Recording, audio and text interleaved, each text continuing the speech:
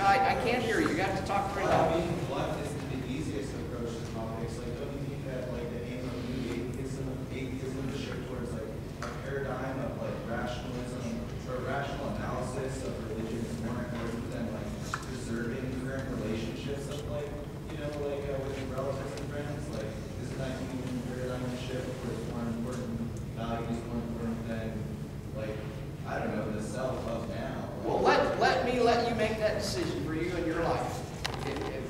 Go for it. It's not the way I want to operate in my life. And I feel like I've had more impact. And the evidence for me is I think I've had more impact on people in my life. I mean, regardless of any book. I think I've had more impact on them as an atheist that talks out loud about these things than if I told my daughter how stupid her Baptist fundamentalism is, or if I shoved a copy of Dawkins or Harris under her nose. That's all I'm saying. Or is it realistic? Well, it's realistic for me, but it may not be realistic for you. Do what works for you. If you were Chris Hitchens, then you got the right formula for Chris Hitchens. It's not my formula. Clear back here. I'm sorry. I was going to get you and then back here. Yes, go ahead. I understand, I guess, respect the idea of maintaining relationships. And I usually, if I can avoid an argument, I try to. But the only time I will get into an argument with theists or a Christian specifically is when science comes up, especially evolution and Big Bang. Right. My concern is beliefs like that are actually very dangerous and hold They our are. society back. So is there a way to like navigate and operate around the God virus and let them keep their beliefs while still fixing that problem? Well, I don't hesitate to challenge some of those ideas. I'm just not going to challenge them in a way that's insulting to them. So, if you think about atheists, on average, 5 to 10 points higher in IQ than the average person. 5 to 10 points. We ought to be good communicators. We ought to learn how to communicate these things in a more elegant, more sophisticated way. That's what I'm trying to communicate tonight. So when your friend says the Earth's 6,000 years old, I might say, well, you know, here's what I think. And I am not hesitant to tell them what I think. And oh, by the way, here's the evidence that I use. Because I found a lot of these people they don't know the evidence. But remember, you got to be careful. The minute you get their religious defensiveness up, God virus, then you've lost. So you've got to find a way to show them the evidence, express yourself, stand up for your rights. There's nothing wrong with standing up for rights. I stand up for my rights with my kids, with my friends, everything. But I'm also not going to insult them. I don't think that takes you very far. Back there, and then last question there, and then we got to start winding it up. Yeah.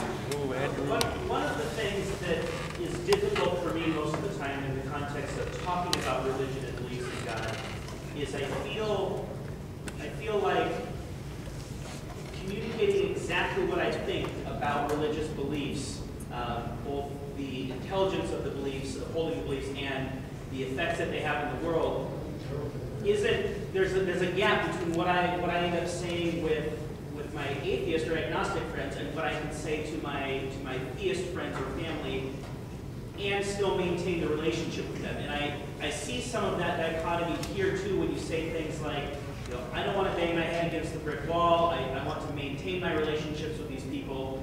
And then you say things like, you title your book The God Virus.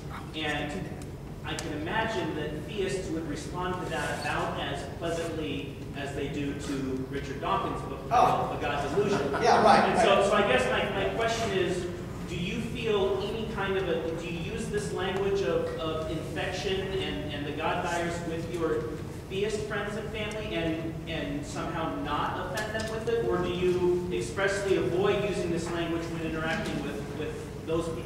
I avoid it. I tell my daughter she's infected and going to help me with my relationship with a daughter. But I'm also not going to let her push any bullshit on me about the 6,000-year-old Earth. I stand up for that piece, but yeah, the God virus gets a lot of attention, but the religious people aren't reading it. Otherwise, it would be a major bestseller, of course. That's not a problem I have to worry about right now. I don't know. I've heard this a number of times here this evening. I guess to sum it up, and we need to wind it up here. Just be more strategic in your communication style, and keep the focus on the human being and listening to their human concern, you'll have a lot more opportunity to influence them than otherwise. Now, my daughter has 2 grandsons. I gave them both books on dinosaurs that are clearly evolutionary oriented. What can she say? They love the books I gave them. So they're going to keep them in their library. And when they come to my house, I'll talk to them about dinosaurs. I'm not going to tell them their mom's wrong. I'm going to tell them, here's my view. That's all. Be more strategic. Be more creative. Don't fall into the trap that they fall into. They try to convert you to their religion. Don't fall into that trap. Don't try to convert them to your religion, if you will. Because atheism is not a religion any more than a Santa Clausism is a religion. A unicornism is a religion. How do you empower? It's just not. How do you empower atheists to be more positive and not so negative towards religion? I see that as a waste of time. Look inside yourself and understand what causes. No, like local atheists, I see a lot of times they spend so much time bashing religion. Yeah, they do. Right. I see a lot of anger in atheists, and what I oftentimes see is anger directed in a way that's not productive. And I just think let's try and be more productive in the way we channel our energy. Most atheists get pretty dark. Let me come back and show you this. If a Muslim comes to you and tries to convert you, you get pissed off at him. If a Buddhist comes to try to teach you Buddhism, you get pissed off at him. But if your religion, when you're raised in, comes and tries to convert you, it pushes a button. And that's what I see. Most of us have a button that can be pushed by the religion we were most exposed to in that time period, 5 to 7 years old. We're still got parts of that virus circulating in our body, just like you got chicken pox. So be careful. Whatever you get angry and upset about, look inside. Why is your blood pressure going up? Why are you causing stress in your body over somebody else's religion? It's not helping you. Their blood pressure didn't go up. So look inside and deal with that, and then I think you'll be a hell of a lot more effective as an activist if you use rational means. And I love, by the way, I love some of the, I love the billboard stuff. I love what Dan Barker's doing with Freedom from Religion and the lawsuit stuff. I think it's all great.